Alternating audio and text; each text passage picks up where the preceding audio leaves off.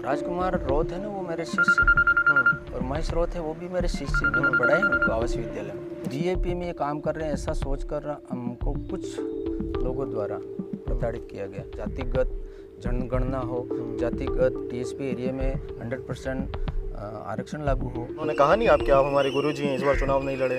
वो आए थे, आशीर्वाद लेने आए थे। देखो भाई, आपको आशीर्वाद मेरी ओर से तो है, लेकिन कौन लेने आया था? महेश रोथ के राजकुमार? महेश रोथ आए थे। हाँ, राजकुमार जी नहीं आए। मैंने राजकुमार जी को फोन किया था कि भाई मैं भी फार्म तो भरूंगा। हाँ, तो क्या भर देना, यूँ कहा इन्होंने। हाँ। और भाई महेश जी आए थे मेरे घर पे आशीर्वाद लेकिन मैं भी टिकट लेने के लिए जा रहा हूँ। तो जी के घर जाके दूध पी के मैं आया, मैं चाय वाय पीता नहीं। उनको कहा कि अनिल जी, मैं तो अब की बार तो फार्म भरूंगा, लड़ूंगा, चुनाव तो लड़ूंगा, कितने रिजल्ट कुछ भी आए। नमस्कार, मैं जुएल कलाल और आप देख रहे हैं cut to cut live. Cut to cut की टीम जनादेश यात्रा पर निकल चुकी है और 84 के रण में सभी उम्मीदवारों से बात कर रही है। बहुजन मुक्ति पार्टी से उम्मीदवार हैं लक्ष्मण लाल पारगी, जो प्रधानाध्यक्ष रहे हैं और अब चुनावी मैदान पे हैं। बीएपी, कांग्रेस और बीजेपी के सामने ये चुनाव लड़ रहे हैं। लक्ष्मण जी, पहले तो आपका स्वागत है। और आपसे पहला ये सवाल है कि कांग्रेस और बीजेपी और बीएपी यहाँ पर टक्कर में, आखिर आपने कैसे चुनाव लड़ने का डिसीजन लिया? क्यों चुनाव लड़ रहे हैं आप? आपके चैनल को बहुत बहुत बधाई, धन्यवाद, शुक्रिया। मैंने कांग्रेस पार्टी, बीजेपी पार्टी और बीएपी पार्टी का आज दिन तक शासन रहा, विशेष करके। लेकिन हमको ऐसा लगा कि इस 84 क्षेत्र में शिक्षा के स्तर पर, सड़कों के रूप में, पानी की व्यवस्था, बिजली की व्यवस्था आम जनता तक, अंतिम छोर तक, अंतिम लास्ट गरीब तबके के लोगों तक पहुंचा नहीं अभी तक। हमारी सोच ये है कि शेड्यूल एरिया में, टीएसपी एरिया में एक एसटी, एससी, ओबीसी, माइनॉरिटी और सर्व समाज को लेकर नीचे तबके के लोगों तक कुछ न कुछ उनको मूलभूत सुविधाएं पहुंचाना, ये मेरा लक्ष्य। यदि जनता का आशीर्वाद मिलता है, हम आगे पहुंचते हैं, विधानसभा में पहुंचते हैं, तो इन बातों को हम उठाएंगे। ठीक है, आप अगर तीनों पार्टियों की बात करें, बीजेपी, कांग्रेस और बीएपी की, अगर किसी एक पार्टी को समर्थन देना पड़ा आखिरकार, तो आप किसको देंगे? और समर्थन की बात आएगी उस समय, समझ जब स्थितियाँ क्या बनती है क्या नहीं, उस समय सोचा जाएगा। अभी कह देगा हम इनके साथ जुड़ेंगे, इनके साथ जुड़ेंगे, तो ये संभव नहीं। आपने ये अपनी पार्टी के साथ चुनाव लड़ रहे हैं, इसके पहले आप कौन सी पार्टी की विचारधारा से जुड़े हुए थे और किसको? सबसे पहले तो हम कांग्रेस से जुड़े हुए थे और फिर बाद में बीजेपी के साथ जुड़े और फिर अभी बीएपी के साथ विचारधारा रही। पर बीएपी में ये काम कर रहे हैं ऐसा सोच कर हमको कुछ लोगों द्वारा प्रताड़ित किया गया, जो हमारे पंचायत राज चुनाव में हमें घसीटा गया। यानी हम गए थे, वोटिंग तो किया, लेकिन हम पत्थरबाजी में नहीं थे। हार गया, जीत गया, हारने वालों ने उपद्रव किया, उसमें हमारा नाम आ गया, तो हम फंसे उसमें।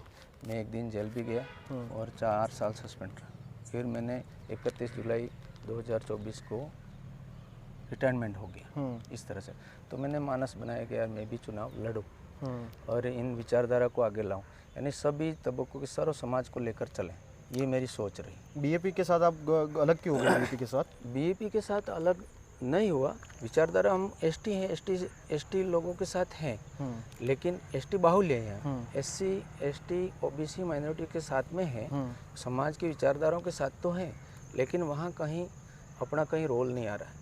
उनके भी लड़ रहे हैं, वो खुद आपस में भिड़ रहे हैं, एक दूसरे की खिंचातान, टांग खिंचाई चल रही है। सभी पार्टियों में लगभग टिकटों में तो यही चलता है कि जो लाए वो ठीक है, बड़े सोपाए, ऐसी स्थितियाँ रहती है। उस जगह नंबर ही नहीं आता तो अपन चुनाव लड़ लेते हैं इस बहुजन मुक्ति पार्टी से।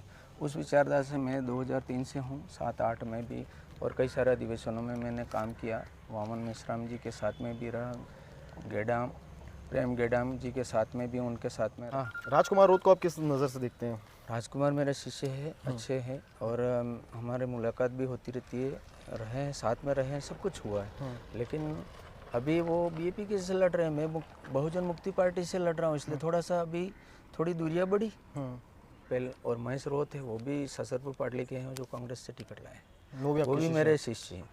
और कारीलाल ननोवा, वो प्रधान जी हैं यहाँ के, वो भी पहचान के हैं। सभी अपने मिलने वाले, ऐसी बात नहीं, इसी क्षेत्र के हैं, इसी गाँव के हैं, 84 क्षेत्र के हैं, सारे उम्मीदवार हैं, सब अपने ही हैं, सब पहचान के हैं लगभग। तीनों पार्टियों में से आपने किसी भी पार्टी से टिकट मांगी क्या इस बार विधानसभा उपचुनाव में? टिकट मांगने में नहीं गया। क्यों? इसमें क्योंकि टिकटों में बहुत सारी लंबी कतारें 100 200 500 500 इसमें अपना नंबर आता ही नहीं। ये लंबा शुरू से चलता आ रहा है, तो उसमें कहीं अपना नंबर लग नहीं रहा। इसलिए हम हमारी विचारधारा के साथ में बहुजन मुक्ति पार्टी से जुड़े। ये तीनों पार्टियां चुनावी मैदान में थी, 10 साल से बीएपी बीटीपी सक्रिय है, फिर आपकी पार्टी की ज़रूरत क्यों पड़ेगी? भला तीनों लोग तो तीन पार्टियों के साथ चौथे मोर्चे की ज़रूरत क्यों पड़ेगी? हमारी विचारधारा ये है कि बहुजन पार्टी 85% लोग सारे सर्व समाज हमारे साथ है। उसमें क्या है कि सब तबकों के, जैसे जातिगत जनगणना हो, जातिगत टीएसपी एरिया में 100% आरक्षण लागू हो और अपनी जाति के अनुसार जितना भी अपना परसेंट है इसके अनुसार उनको आरक्षण मिले। इसमें नौकरी धंधों में जहाँ भी इनको मौका मिले हम गवर्नमेंट दे, ये हमारी मंश है। क्या लक्ष्मण लाल पारगी जब चुनावी प्रचार में निकलते हैं, क्या उन्हें लोगों का समर्थन मिल रहा है? समर्थन तो मिल रहा है, जहाँ भी जाते हैं वो आपके साथ हैं यूँ कहते हैं। क्या ये वोट में तब्दील होगा ये समर्थन? ये समर्थन वोटों में तब्दील हो नहीं हो जनता पर निर्भर करता है, लेकिन जनता तो देगी, समझेगी तो देगी, अब नहीं दे तो वो जाने। हम तो हमारा प्रयास कर रहे हैं, हम संघर्ष कर रहे हैं। क्या लक्ष्मण लाल पारगी इस चुनाव में फतेह हासिल नहीं कर पाए, क्या अगला चुनाव फिर लड़ेंगे? फिर लड़ेंगे, वो तो हमारा काम है और अच्छी जगह अच्छी तैयारी करके लड़ेंगे। यदि आशीर्वाद नहीं मिलता और नहीं जीतते हैं तो ये। आप सस्पेंड हुए थे, आप पर मुकदमा हुआ, उसके बारे में कुछ बताइए। मेरे पास मैं सस्पेंड हुआ था, उसमें क्या हुआ कि हमारे पंचायत राज चुनाव में सरपंच के चुनाव थे 2020 गाँव कौन सा गाँव? ढूंढी। उसमें क्या होता है कि एक सरपंच जीतता है, दूसरे हारते हैं। अब भी 10 कैंडिडेट 10 तो जीतेंगे नहीं, एक ही जीतेगा। अब 9 हारेंगे और हारने वाला एक दूसरे पर कुछ न कुछ आरोप लगाएगा। ऐसी स्थिति में क्या होता है कि वहाँ हमारे एक सरपंच हार गया, तो पता नहीं वो बीएपी के समर्थित था और दूसरा जीत गया। अब मैंने तो वोट जीता था, उसी को दिया एक बात, लेकिन वो लोग मानने के लिए तैयार नहीं। पता नहीं वो जब पत्थरबाजी हो गई, इधर उधर हाल दान पत्थर ऐसा हो गया। अब उसमें हमारा नाम भी जोड़े, ये भी थे अंदर यूँ।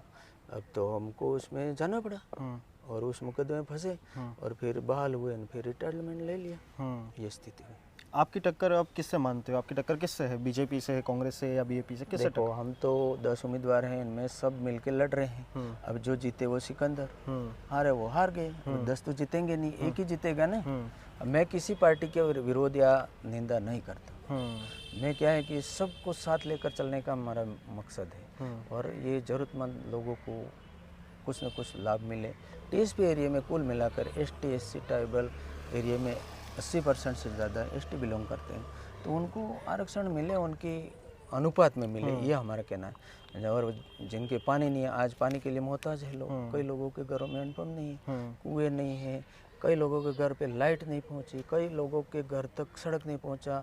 हमारे उधर 84 क्षेत्र में सलाकड़ी एरिया में जो टापू बना हुआ है, जैसे चारों तरफ पानी, बीच में घर है, उनको जाने आने का पढ़ने के लिए स्कूल नहीं है, अब वो नहीं है और वहाँ तक सड़क नहीं है। कोई बीमार हो जाए तो ऊंचा करके ले जाए, सड़क हर घर पर नहीं जा रही, यानी हर मोहल्ले में नहीं पहुँच रही अभी तक।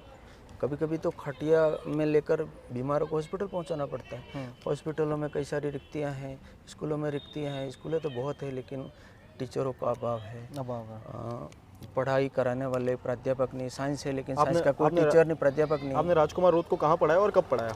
मैंने आवासीय विद्यालय में उनको पढ़ाया।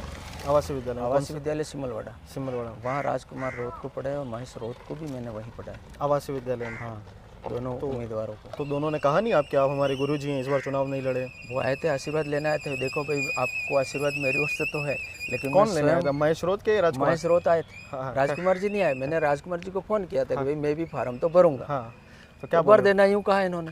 और भाई महेश जी आए थे मेरे घर पे आशीर्वाद, लेकिन मैं भी टिकट लेने के लिए जा रहा हूँ, तो और मिल जाए तो मैं करे। मैंने कहा प्रयास करो, आपको टिकट मिले तो बधाई, हम तुम्हारे साथ हैं, यूँ कहा। लेकिन मैं खुद फार्म भरूंगा, मैं अब की बार उम्मीदवार हूँ, ये उनको क्लियर पहले बता दिया। अनिल जी के घर जाके दूध पी के मैं चाय वाय पीता नहीं, उनको कहा कि अनिल जी मैं तो अब की बार तो फार्म भरूंगा। अच्छा, तो आप तीनों उम्मीदवार के पास गए और कहा कि मैं तुम्हारे सामने हूँ? भाई खुली बात है, मैं लड़ूंगा, चुनाव तो लड़ूंगा, कितने रिजल्ट कुछ भी आए। कितना टारगेट है आपका? कितना वोट हासिल करेंगे आप? देखो अब फिर भी आपने अनुमान तो लगाया होगा। चौड़ा है ये एरिया, लंबा है, इसलिए कह नहीं सकते। 25,000 से ऊपर या करीब आगे बढ़ सकते हैं। आपके समर्थक कितने हैं आपकी पार्टी के यहाँ पे? पार्टी के तो बहुत हैं, हर गांव में, मोहल्लों में सारे रिश्तेदार हैं और हैं, शिष्य हैं, पढ़ाए बड़े हैं, सब हैं। 30-31 साल की सर्विस उसमें सारे शिष्य हैं। उनसे भी निवेदन करेंगे, रिक्वेस्ट करेंगे, भाई हम भी उम्मीदवार हैं, हमको वोट दो। ये हमारे साथ थे राजकुमार रूत और महेश रूत के टीचर, शिक्षक, वही उनके खिलाफ, अपने प्रिय स्टूडेंट के खिलाफ वही इस बार चुनावी मैदान में उतरे हैं और उनकर कह कर निकले हैं कि इस बार तुम्हारे खिलाफ पर्चा भरूंगा और तुम्हारे खिलाफ नहीं, मैं पर्चा भरूंगा। पर्चा भरूंगा। हाँ। ये इनका कहना है कि उनके खिलाफ, मतलब उनके साथ पर्चा अपन भरूंगा। निंदा ने उनके विरोध में नहीं, उनके विरोध लेकिन में मैं लड़ूंगा चुनाव। इनके खिलाफ ये चुनाव लड़ेंगे। अब देखना होगा कि गुरु शिष्य की इस लड़ाई में कितने ये सफल हो पाते हैं और जो उनके विचार हैं वो आम जनता तक ये कैसे पहुंच पाते हैं। इनके मुद्दे भी ट्राइबल से जुड़े हुए हैं। ऐसे कट्टू कट की टीम सारे उम्मीदवारों से बात करेगा और जानेगा कि क्यों उन्हें चौथे मोर्चे के तौर पर मैदान में उतरना पड़ा। देखते रहिए कट्टू कट लाइव। मैं जुगल कलाल, धन्यवाद।